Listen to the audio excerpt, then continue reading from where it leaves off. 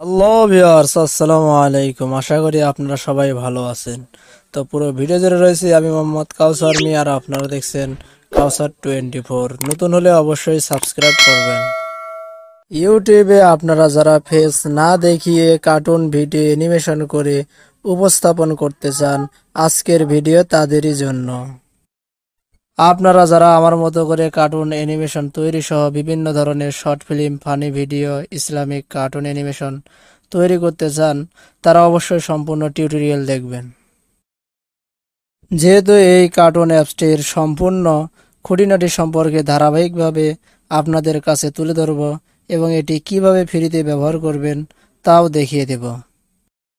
তো যারা cartoon animation তৈরি করতে চান তারা অবশ্যই সম্পূর্ণ টিউটোরিয়াল দেখবেন। আর যারা কার্টুন অ্যানিমেশন তৈরি করতে চান না, তারা সময় নষ্ট না করে স্কিপ করতে পারেন। সম্পূর্ণ টিউটোরিয়াল এর ভিডিও খুঁজে না পেলে প্রথমে আমার চ্যানেল লোগোতে ক্লিক করে আমার চ্যানেল প্লে লিস্টে যাবেন।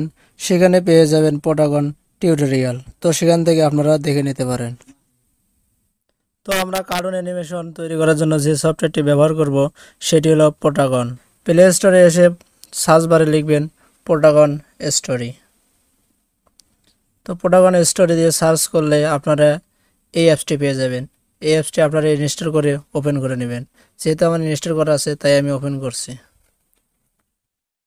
তো অ্যাপসটি ওপেন হতে কিছু সময় নেবে, আপনাদের একটু ওয়েট করতে হবে।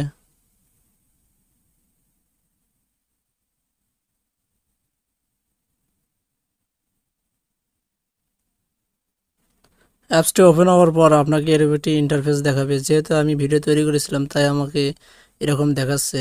তো আপনারা ক্রিয়েটিভ ভিডিও এখানে ক্লিক করবেন। এখানে ক্লিক করা মাত্রই আপনাদের নতুন একটি সিনের মধ্যে নিয়ে যাবে।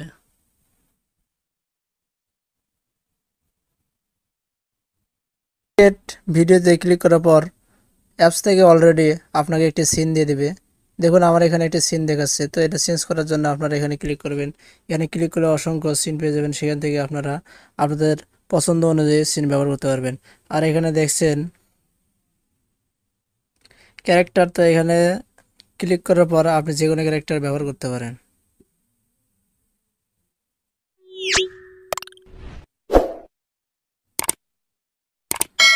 তো এখান থেকে আরও একটি ক্যারেক্টার ব্যবহার করতে পারেন।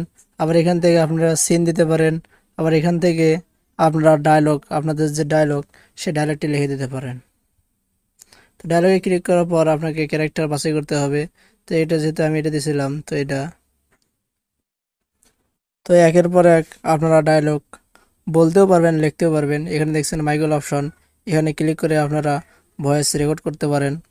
আর এখানে দেখছেন লেখার, তো এখানে আপনারা ডায়লগ লিখে দিতে পারেন।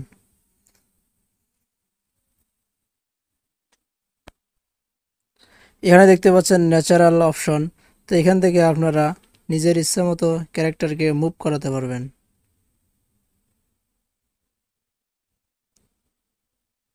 আর এখানে দেখতে পাচ্ছেন ক্যামেরা অপশন। তো এখান থেকে আপনারা যে মুডে ক্যামেরা ধরতে চান ঠিক সেই মুডে পাবেন।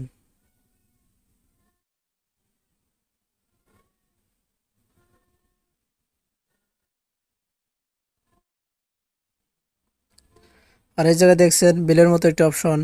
তো এখান থেকে আপনারা বিভিন্ন ধরনের সাউন্ড ইফেক্ট ব্যবহার করতে পারবেন। আবার এই জায়গায় দেখছেন মিউজিক।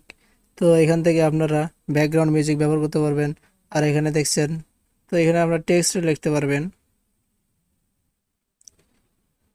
তো এর আবার টেক্সট লিখে ভিডিওতে টেক্সট যোগ করতে পারবেন। আর এখানে দেখছেন, এখানে আবারও আপনি সিন ব্যবহার করতে পারেন, বিভিন্ন ধরনের সিন।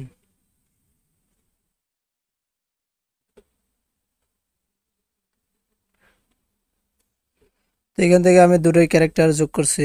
তো দেখুন,